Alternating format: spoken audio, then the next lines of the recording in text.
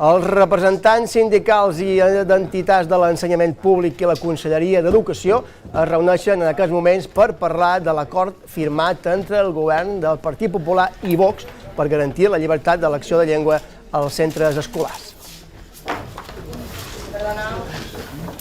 Els sindicats denuncien la manca de transparència d'aquest acord i la disposició del govern a cedir davant l'atac de Vox a la llengua catalana en l'àmbit escolar. A més, critiquen que aquesta mesa de negociació no és més que una mesa informativa, no de negociació. La nostra companya, Ana Gutiérrez, és a la Conselleria d'Educació, seguint aquesta reunió.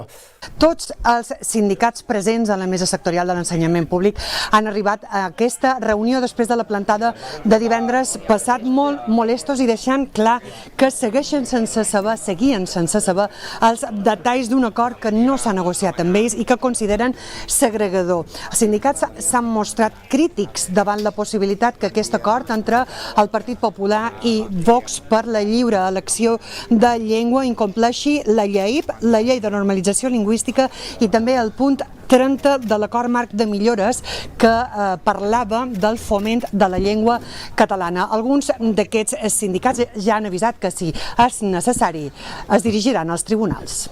La pregunta és, hi ha dobbers per segregar per llengua, però hi ha dobbers per reducció de ràtios? Fa 20 anys que estem parlant de reducció de ràtios i seguim en les mateixes, no? Continuaran tenint els alumnes en barracons? Hi ha dobbers per segregar, però hi ha dobbers per solventar els problemes dels barracons? O ara tindrem alumnes segregats per barracons en castellà i en català? Això és la pregunta.